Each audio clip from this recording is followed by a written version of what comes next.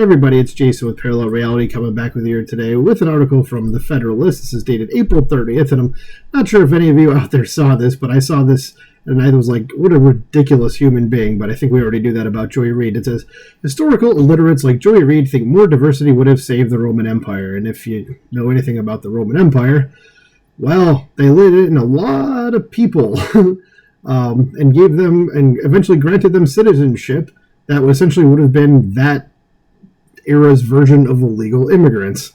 And it's one of the reasons people say that the empire fell. There's other things as well, but that's one of them. So here's Joy Reid, this creature on the left with Wajahat Ali on the right, who is also an idiot. A far leftist, writes for like the Daily Beast and is always on MSNBC and stuff. He's a dumbass as well. He's a typical leftist, basically. So it says, Joy Reid's DEI rant about the Roman Empire is what happens when you take the 1619 Project seriously. And if you don't know what the 1619 Project is, go look it up. It is retarded. But anyway, it says, last weekend, recently unemployed professional race baiter Joy Reid decided to play historian for a few minutes. In a very late bid to cash in on the guys are obsessed with the Roman Empire trend, she likened the Trump administration's anti-DEI efforts to the collapse of the Roman Empire. Which Joy Reid said, if you take that diversity away and try to distill us just down to white folks, we'll be like Europe, an aging, slowly dying former empire. Though Europe was never an empire, there were different countries in Europe that were empires, but Europe itself wasn't. So her statement in the very first sentence is inaccurate. It says the Roman Empire didn't survive because it didn't have enough strength in its diversity. It suppressed its diversity, and it died. That's not even remotely true. It says if the U.S. wants to be the Roman Empire, and keep voting the way you're voting, y'all. So Joy Reid, as the article says, showing her intelligence here. It says muddy thinking like this is a result of believing that the 1619 Project is actual history instead of ideological claptrap. If Reid had paid attention in any of her high school history classes, which she clearly did not, she would have learned that the Roman Empire was one of the most ethnically and culturally diverse societies to have ever existed. The problems only came when the Romans abandoned the healthy limits they originally set on that diversity, limits that she is hell-bent on eliminating from American society. Yeah, and those abandoning the healthy limits was just making everybody citizens anyway. Okay? So it says, E pluribus unum. I think we all know what that is. As according to the legends recounted by the Roman historian Livy, Rome was born by bringing diverse groups under a single banner. Correct. After killing his twin brother Remus, Romulus threw open the gates of his new city to all the ragtag and bobtail from the neighboring peoples, some free, some slaves, and all of them wanting nothing but a fresh start. When the neighboring communities refused to wed their daughters to such riffraff, nice, says Romulus took a page from the Iliad and kidnapped the women instead, later telling them that, as married women, they would share all the fortunes of Rome, all the privileges of the community, and they would be bound to their husbands by the dearest bond of all, their children. During the war that followed the kidnapping, the slaughter only stopped when the women took action. As with loosened hair and rent garments, they braved the flying spears and thrust their way in a body between the embattled armies. They parted the angry combatants. They besought their fathers on the one side, their husbands on the other, to spare themselves the curse of shedding kindred blood. The effect of the appeal was immediate and profound.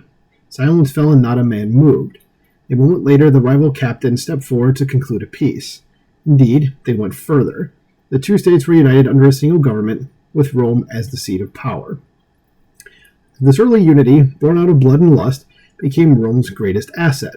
As the Romans conquered their way through Italy, they turned enemies into friends by assimilating the rival cities' people and cultures.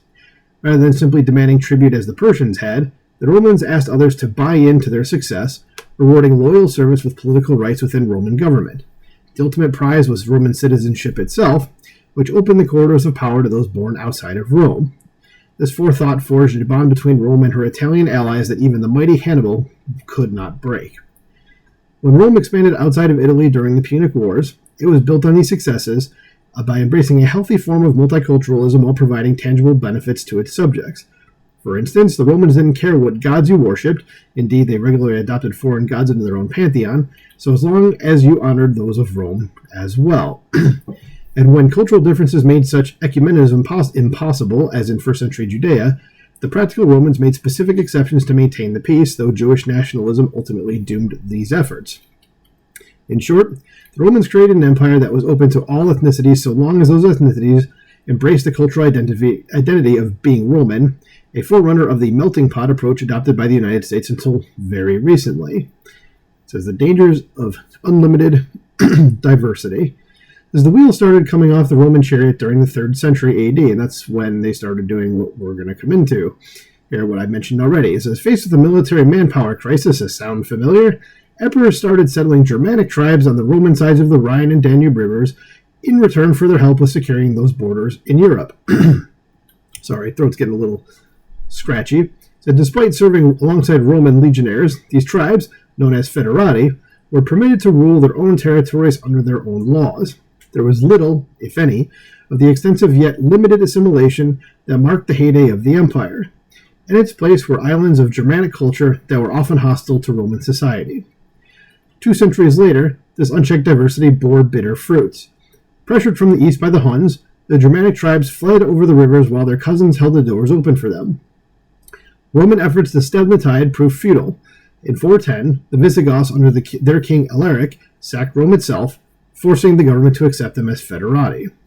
Less than 70 years later, another Germanic overlord. Why am I saying overlord? I'm looking at the word warlord. I think I'm saying the Odoaker right there. I think that's how you pronounce it, is Odoaker.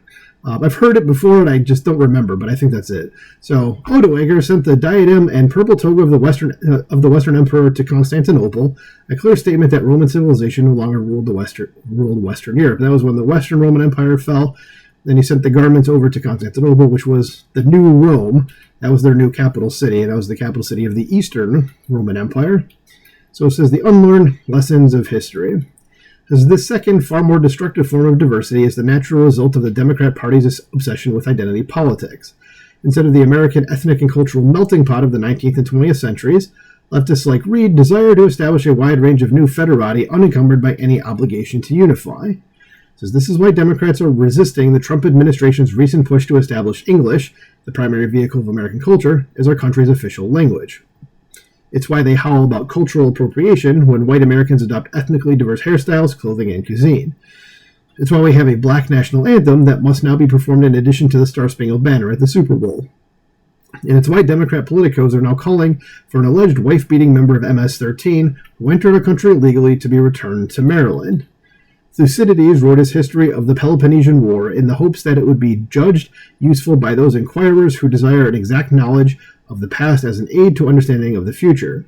Joy Reid, on the other hand, seeks to use false history to gaslight her audience into joining her on an ideological path that can only lead to a national destruction. Instead of listening to poorly educated blowhards like her, we must honor the past and stand united in reforging a strong American identity for the future. Yep, agreed there, and what does her shirt say? Not arrogant, just from New York? Okay, that's actually kind of a funny shirt. And here's Wajahat Ali with his book, Go Back to Where You Came From. Okay, I will not be reading that because, again, I think this dude's a clown. She's a clown too. But, yeah, so what do you think about this? I mean, do you agree with Joy Reid? Do you think she knows what she's talking about when it comes to Rome? Because I certainly do not. Let me know what you think about this in the comments below. Please like, share, and subscribe. And I'll talk to you soon. Bye.